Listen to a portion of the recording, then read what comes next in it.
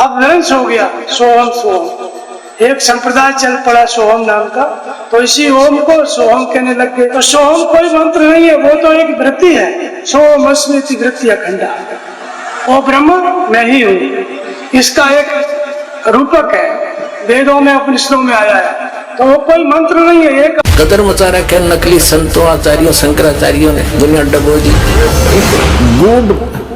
गुप्त मंत्रों का भी को भी सर्व नहीं करता है, उसका भी रहस्य उद्घाटन करता है, यानी उनको प्रकट करता है। जो भक्ति के यथार्थ मंत्र है उनको भी आविष्कृत करता है। और परमात्मा ने 600 वर्ष पहले कहा था, सो हम शब्द हम जग में लाए, सार शब्द हमने गुप्त छुपाए। कहते सोहम शब्द किसी वेद गीता और आपको पुराणों में नहीं मिलेगा। ये सोहम शब्द हम लाए, वैसे मूल ग्रंथ है वेद और गीता, इनमें सोम शब्द नहीं मिलेगा। यदि किसी अन्य शास्त्र में है तो कबीर परमात्मा चारों युगों में आते हैं और इनसे मिलते रहे हैं। जैसे शंकर भगवान को भगवान मिले थे कबीर साहब साधु रूप में, और इनको भी ये सोहम मंत्र दिया था, ये उसका जाप करते हैं। लेकिन वो कंप्लीट कोर्स नहीं दिया इनको, किसी को ओम दे दिया, किसी को हरिओम दे दिया, विष्णु जी को लक्ष्मी को हरिओम दे रखा है, ये उसका जाप करते हैं। और हम भी उसी का जाप करते हैं, तो हमसे प्रेम करते हैं, हम अट्रैक्ट होते हैं हमारे साथ। इसलिए इन मंत्रों को आपको इसलिए दिया गया है, ये इनकी पूजा नहीं है, इनसे लाभ लेने के ये मंत्र हैं। तो परमात्मा ने धर्मदास जी को बताया था और गरीबदास जी को बताया था, हम बैरागी ब्रह्म पद और सन्यासी महादेव और सोहम मंत्र दिया शिव जी को करे हमारी सेवा। अब इनके या बुद्धि में नहीं आई कि वे तुम इतना ढेर सारा ज्ञान है, तुम कर क्या रहे हो? वो मंत्र तुम्हें प्राप्त नहीं हुआ जो परम अक्षर ब्रह्म का है। ये तो ब्रह्म का जाप है ओम, और ओम जाप पर गाटा जोड़ रहे, सारा जीवन खो दिया।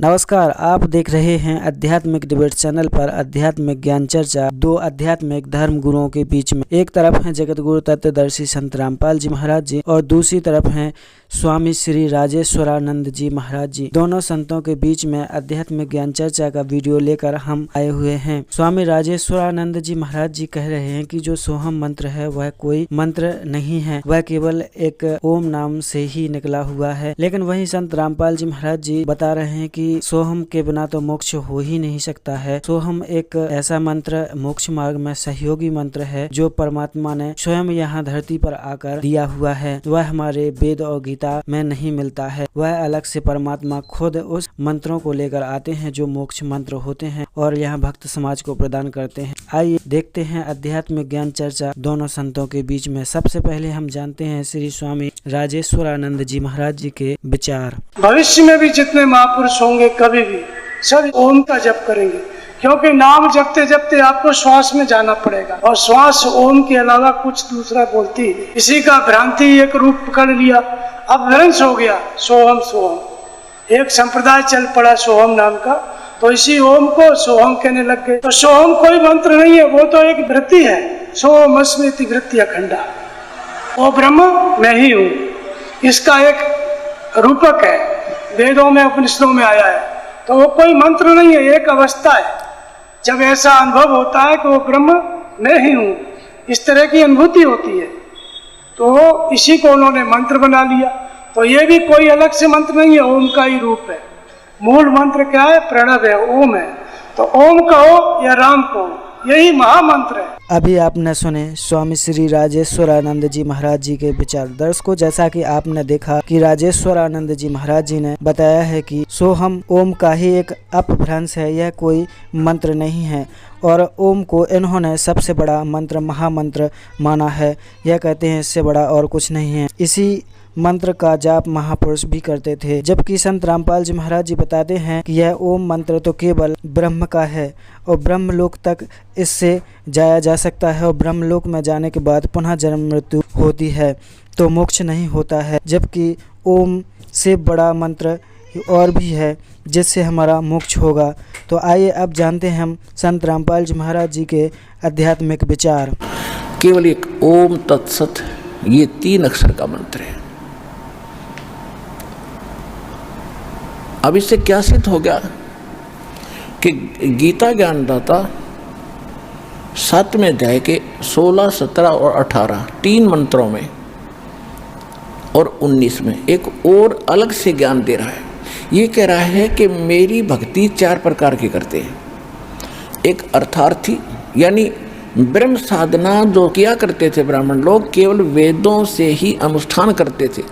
चाहे कोई किसी को का संकट निवारण के लिए, आर्त माने संकट, दुखी, संकट निवारण के लिए, और अर्थार्थी धन लाभ प्राप्ति के लिए। जैसे आजकल कोई अन्य मंत्रों से कोई अनुष्ठान करता है, ऐसे नहीं करते थे, वो केवल वेद मंत्रों से ही किया करते थे। और जिज्ञासु वो होता है जो परमात्मा पाने के लिए घर से निकला, वैराग्य हो गया, संन्यास ले लिया, जैसे भी उसने गुरु मिले उनसे ज्ञान ग्रहण करके वो वक्ता बन गया और दुनिया में प्रसिद्ध हो गया उस खिचड़ी ज्ञान से। ये महर्षि दानंद कैसे न कक्का पता नहीं था और महर्षि पाक गए। तो ये जिज्ञासु था, घर से निकला था परमात्मा के लिए, आगे वो नकली गुरु मिले इनको, उन्होंने जो उसमें भर दिया उसने आगे वो बच फैला दिया। तो ये कहता तीसरे जो जिज्ञासु, अर्थार्थी और जिज्ञासु, ये रिजेक्ट कर दिया कि नहीं ये भक्त नहीं है। चौथा ज्ञानी बताया है कि ज्ञानी मुझे अच्छा लगता है, ज्ञानी को मैं अच्छा लगता हूँ। ज्ञानी किसे कहते हैं? ज्ञानी उसको कहते हैं कि जिसको ये ज्ञान हुआ कि मनुष्य जीवन बार बार नहीं मिलेगा, और मनुष्य जीवन प्राप्त करके यदि परमात्मा प्राप्ति नहीं होती इस जीवन का कोई यूज नहीं। नंबर 1।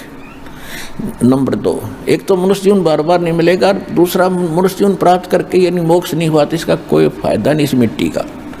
तीसरा, उनको ये ज्ञान हुआ कि इन देवी देवताओं की भक्ति से मोक्ष नहीं होगा, एक पूर्ण परमात्मा की भक्ति से मोक्ष होगा। तो वो इस कारण से उन्होंने अन्य देवताओं की पूजा नहीं की, वो केवल ब्रह्म साधना करने लगे। वेदों को जैसा ब्रह्मा जी ने समझा तो उसके बाद सभी ऋषियों ने ब्रह्मा जी से ही ज्ञान प्राप्त है, और जैसा उसने वेदों का अर्थ समझ में आया वही हमारे ब्राह्मणों के पास था, और जो आज तक ये कर रहे थे वो आपके समक्ष है। ये केवल जो ब्रह्म के साधक थे वो केवल ओम जाप करते थे और कुछ नहीं। इन ब्राह्मणों को ये समझ में नहीं आया कि ये तो और भी बता रहा है कि वो परमात्मा कोई और है, उसकी जानकारी कोई संत रखता है, तत्वदर्शी संत रखता है। वो ज्ञान वो है जो भगवान खुद आकर अपने मुख कमल से बताता है। वो सच्चिदानंद घन ब्रह्म की वाणी है, वो परमात्मा की वाणी है, उसके मुख से उच्चरित है। और यही चारों वेद प्रमाणित करते हैं।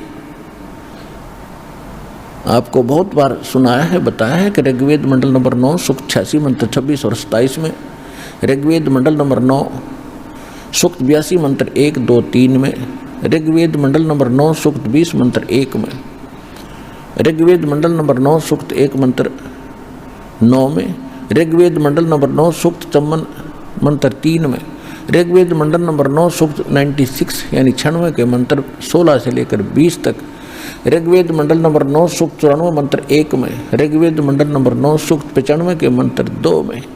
इसका संक्षिप्त सारांश दास बता देता है कि परमात्मा ऊपर के लोक में रहता है, उसके सतलोक में, और वहाँ मनुष्य के राजा के समान, जैसे राजा सिंहासन पर विराजमान होता है, सिर पर मुकुट धारण करके ऐसे बैठा है, वहाँ से गति करके आता है इस लोक में, अच्छी आत्माओं को मिलता है और उनको तत्व ज्ञान देता है। और वो परमात्मा इस पृथ्वी पर अपने मुख से बोलकर, ऋग्वेद मंडल नंबर 9 सूक्त 94 के मंत्र 1 में यहाँ तक लिखा है कि वो कवियों की तरह आचरण करता हुआ घूमता फिरता है, तत्व ज्ञान का प्रचार करता है। और ऋग्वेद मंडल नंबर 9 सूक्त 96 के 17 और 18 में स्पष्ट कर दिया है कि वो परमात्मा कबीर देव है, उसका नाम कबीर देव, और कबीर वाणी के द्वारा लोकोक्तियों के माध्यम से, दोहों के माध्यम से यथार्थ ज्ञान प्रचार करता है, और जिस कारण से वो प्रसिद्ध कवियों में से भी एक गिना जाता है। लेकिन वो होता है भगवान, वो होता है परमात्मा। और ऋग्वेद मंडल नंबर 9 सूक्त 94 मंत्र 1 में स्पष्ट कर दिया कि वो कवियों की तरह आचरण करता हुआ अपने ज्ञान का प्रचार करता है। ऋग्वेद मंडल नंबर 9 सूक्त 95 के मंत्र 2 में ये स्पष्ट कर दिया कि वो परमात्मा जिसके बारे में पहले जिक्र चलता रहा है, वो पूर्वोक्त परमात्मा अपनी वाणी के द्वारा बोल बोल कर यथार्थ ज्ञान सुनाता है। और वो एक गुप्त मंत्रों का भी को भी सार्वजनिक करता है, उसका भी रहस्य उद्घाटन करता है, यानी उनको प्रकट करता है। जो भक्ति के यथार्थ मंत्र है उनको भी आविष्कृत करता है। और परमात्मा ने 600 वर्ष पहले कहा था, सो हम शब्द हम जग में लाए, सार शब्द हमने गुप्त छुपाए।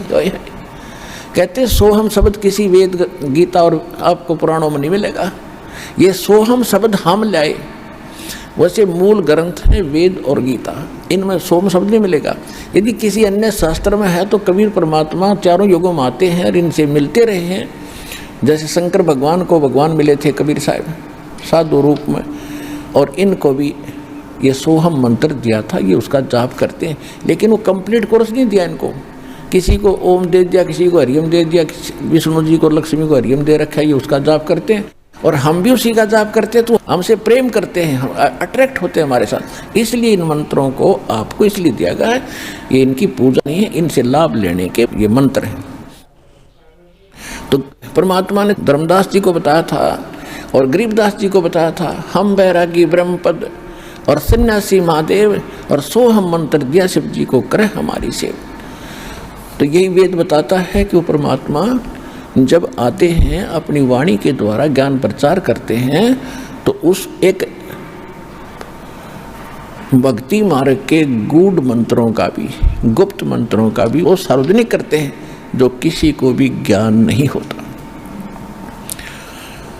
अब इनके या बुद्धि में नहीं आई कि वेदों में इतना ढेर सारा ज्ञान है, तुम कर क्या रहे हो? वो मंत्र तुम्हें प्राप्त नहीं हुआ जो परम अक्षर ब्रह्म का है। ये तो ब्रह्म का जाप है ओम, और ओम जाप पर गाटा जोड़ रहे, सारा जीवन खो दिया। तो यहाँ परमात्मा ने बताया है कि गुरु बिन काहु न पाया ज्ञान, जो थोथा भूछड़ मूड किसाना। गुरु बिन वेद पढ़े जो प्राणी, समझे न सार रहे अज्ञानी। इससे सब सिद्ध है कि ये अज्ञानी थे, जितने भी ब्राह्मण ब्रह्मा जी से लेकर विष्णु और शिव जी तक, और नीचे का तो गिनती क्या, इनको वेद ज्ञान भी नहीं था। उसमें किसकी भक्ति बता रखी है? स्वयं परमात्मा ने आकर ये ज्ञान दिया है, और यह इस दास के ऊपर प्रजा की है। क्योंकि जिन महापुरुषों को परमात्मा मिले थे, अच्छी आत्माओं को, उनको मना कर दिया था, उनको प्रतिज्ञा दिला दी थी कि अभी इन मंत्रों को किसी को सार्वजनिक ना करना, नहीं तो बिचली पीढ़ी जो मैंने पार करना सभी संसार को। उस समय ये नकली लोग जितने भी गुरु हैं यही ज्ञान और यही मंत्र देते पाओगे, और ये हैं काल के दूत, इनको अधिकार है नहीं ये जाप देने का। तो अनधिकारी जो पासपोर्ट बना हुआ या कोई ड्राइविंग लाइसेंस बना हुआ है, चालक प्रमाण पत्र, वो कामयाब नहीं होता समय पर, और लगता एक जैसा ही है। तो परमात्मा ने इसलिए आँख में चौनी करके इस समय तक इस ज्ञान और इस समाधान को गुप्त रखना था, और अब सार्वजनिक करने का आदेश दास को हो चुका है, अब ये कर रहा है, और तो आप समझ रहे हो, आपका कल्याण हो जाएगा। फिर उस ब्राह्मण ने जो कहता मैं वेदों अनुसार साधना करता हूँ, ऋषि ने कहा कि भगवान गीता जी अध्याय नंबर 8 के श्लोक नंबर 5 और 7 में गीता ज्ञानदाता कहता है कि मेरी भक्ति कर और मुझे ही प्राप्त हो, मेरे में मन वाला बन। ये तो स्पष्ट कहा कि मेरी भक्ति करो। तो परमात्मा ने कहा, उसने ये कहा है कि मेरी भक्ति करेगा तो जन्म मरण तेरे भी रहेंगे, मेरे भी हैं, और आगे भी सदा जन्म मृत्यु वाले कष्ट में रहेंगे। यहाँ शांति नहीं हो सकती, और युद्ध भी करना होगा। 8वें अध्याय के 7वें श्लोक में कहा कि उठ और युद्ध कर, मेरा सिमरण भी कर। तो युद्ध करने वाले को शांति नहीं हो सकती। इसलिए 18वें अध्याय के 62वें श्लोक में कहा कि यदि तुझे परम शांति चाहिए तो उस परमेश्वर की शरण में जा। कौन से की में? 8वें अध्याय के एक मंत्र में अर्जुन ने पूछा गीता ज्ञानदाता से कि भगवान आपने 7वें अध्याय के 29वें श्लोक में कहा है कि मेरे इस ज्ञान का आश्रित होकर के जो जरा मरण से छूटने का प्रयत्न करते हैं वो उस तत्ब्रह्म को जान चुके हैं, सारे अध्यात्म ज्ञान से परिचित है और सब कर्मों से परिचित है। तो किम तत्ब्रह्म 8वें अध्याय के प्रथम मंत्र में पूछा अर्जुन ने भगवान से, गीता ज्ञानदाता से। तो उसने गीता ज्ञानदाता ने 8वें अध्याय के तीसरे मंत्र में कहा है वो परम अक्षर ब्रह्म है। 8वें अध्याय के तीसरे मंत्र में श्लोक में गीता जी में कहा कि वो परम अक्षर ब्रह्म है, वो गीता ज्ञानदाता से अन्य है, जिसके विषय में 15वें अध्याय के 16 और 17 में 3 प्रभु बताए हैं, 3 पुरुष बताए हैं, सरपुरुष और अक्षर पुरुष। सरपुरुष गीता ज्ञानदाता ये ब्रह्म है और अक्षर पुरुष ये परब्रह्म है। उत्तम पुरुष है तो अन्य 17वें श्लोक में कहा है वो परम अक्षर ब्रह्म है। और परम अक्षर ब्रह्म की साधना गीता जी अध्याय नंबर 17 के श्लोक नंबर 23 में कहा कि ओम तत्सत इति निर्देश है ब्रह्मण त्रिविध समर्थ है। इस ओम तत्सत के साथ हरि नहीं लगाना चाहिए, ये शास्त्र विधि को त्याग के मनमाना आचरण है। इस मंत्र का विनाश हो जाता है, निष्क्रिय हो जाता है। ओम तत्सत इति निर्देश है ब्रह्मण त्रिविध है समर्थ है। ब्रह्मण माने परम अक्षर ब्रह्म, सच्चिदानंद घन ब्रह्म के पाने का ओम तत्सत ये 3 मंत्र का जाप है। तत् और सत्य सांकेतिक है, ओम तत्सत ये कोई जाप नहीं है।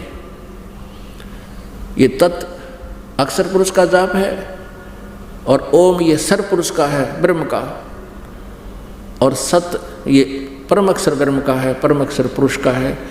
ये तत् और सत सांकेतिक है, ये दास बताओगा, ये कोड वर्ड है। इसलिए तत्वदर्शी संत के लिए ऑप्शन छोड़ रखी है गीता ज्ञानदाता ने 4थे अध्याय के 34वें श्लोक में।